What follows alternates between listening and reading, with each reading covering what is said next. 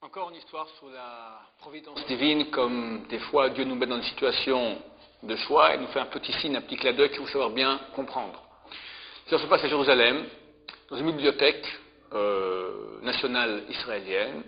Il y avait la bibliothécaire qui était une jeune fille, non religieuse, habillée vraiment de façon non religieuse.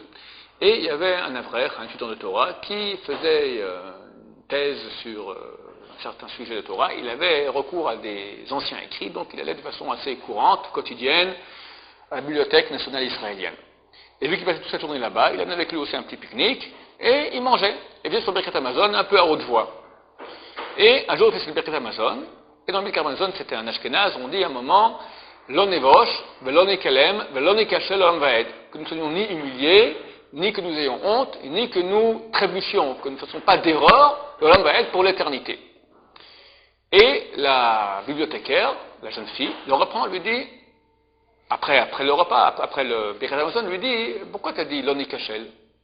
La version, moi je sais, parce que je suis d'origine, ma famille est religieuse, quand j'étais jeune, j'ai appris par cœur, on dit les mains l'on évoche, mais l'on est calem, l'on va être. Toi tu dis, mais c'est quoi, l'on est cachel, tu rajoutes, la version dit, nous ne sommes plus pas humiliés, que nous n'ayons pas honte, l'on va être pour l'éternité. Toi tu rajoutes que nous ne faisons pas d'erreurs aussi pour l'éternité. C'est quoi faire des erreurs pour l'éternité? Le jeune homme lui dit, écoute, moi je suis comme ça de mon père. J'imagine que ça provient d'écrits anciens qui avaient cette version-là. Si tu veux, je t'amènerai la source. Le soir même, avant de rentrer chez lui, la jeune fille lui rappelle, je te rappelle de bien me donner la source de ton écrit. Moi, je te dis qu'on ne dit pas l'onikachel. Il dit, t'en fais pas, je t'enverrai ça. Il rentre chez lui, et il écrivait un petit mot dans ses écrits, trouver la source de l'onikachel. Bon, il met ça dans un tiroir, et il oublie. Quelques mois passent. Il ouvre son tiroir, il voit qu'il doit envoyer à la bibliothécaire la source. Bon, il se met à chercher, il retrouve un vieux sidour, il photocopie, et il entoure avec un marqueur bien en rouge comme ça, les man loni kachel, que nous ne faisons pas d'erreur, et il envoie à la bibliothécaire, à l'adresse donc de la Bibliothèque nationale israélienne. Quelques mois plus tard, il reçoit une invitation à un mariage. Il regarde, marié, il ne connaît pas, la mariée, il ne connaît pas non plus, qui c'est? Il dit, j'y vais pas. Bon, quelqu'un s'est pris la peine d'envoyer une invitation. Mais je vais dire un petit mazal tov, ça ne me coûte pas grand-chose. Et au mariage, effectivement, il voit qu'il connaît absolument personne. C'est certainement une erreur, mais on lui a envoyé à son adresse et à son nom. Il tourne comme ça, il ne sait pas quoi faire. Il pense repartir, du coup quelqu'un l'attrape. Il dit, dites-moi, c'est pas toi, X, Y, un tel? Oui, c'est moi.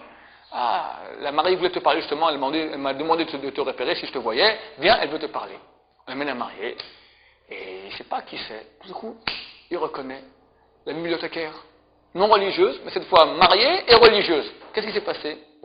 Elle raconte, tu sais, j'étais non religieuse. J'avais tout plaqué. Ma famille était religieuse d'origine, mais j'ai tout plaqué. Mais bon, j'avais encore un minimum. Je me souviens d'ailleurs le Birkat Hamazon dont on avait parlé, donc j'avais vraiment un background religieux. Et j'ai connu à la bibliothèque un homme charmant, mais non juif. Et on s'est amouraché, et un beau jour il m'a demandé en mariage, et j'étais vraiment dans un dilemme. Je ne savais pas quoi faire. Je voulais me marier avec lui, mais comment faire cette souffrance à mes parents? Mes parents religieux, que je me marie avec un non-juif. J'étais vraiment en dilemme. Je lui ai en parlé. Il m'a proposé qu'on parte en Amérique. Ça serait plus facile là-bas de nous marier, pas à l'insu de mes parents, mais sans que je les vois leurs larmes devant moi. J'hésitais. Il m'a dit, écoute, je te laisse décider, je te laisse jusqu'à la fin de la semaine. Jeudi prochain, tu me donnes une réponse. Le jeudi arrive. Je ne sais pas quoi faire. Je suis tiraillé. Lui dire non, je ne peux pas. Mais faire ça à mes parents, je ne pouvais pas. Je reçois tout à coup dans la poste ta lettre. Et je vois entouré de rouge, Shelo Nikachel l'homme va être, que nous ne faisons pas d'erreur pour l'éternité. J'ai vu en cela la main de Dieu. Je l'ai appelé, je lui ai dit, écoute, terminé, on arrête. Je ne veux pas faire d'erreur dans ma vie. Pour moi, je t'aime beaucoup, mais je ne pourrais pas me marier avec toi. Ciao. J'ai raccroché. Et c'était très dur pour moi, et ça m'a fait réfléchir au pourquoi, au comment de moi-même. Et peu à peu, je vais tchouva. Maintenant, j'ai rencontré mon khatan, il est juif, tout ça c'est grâce à toi. Merci beaucoup tu as été la main de la providence divine. Comment des fois Dieu nous fait des petits signes qui peuvent gérer notre vie. Il faut faire attention que ce ne sont pas d'erreurs pour l'éternité. Amen.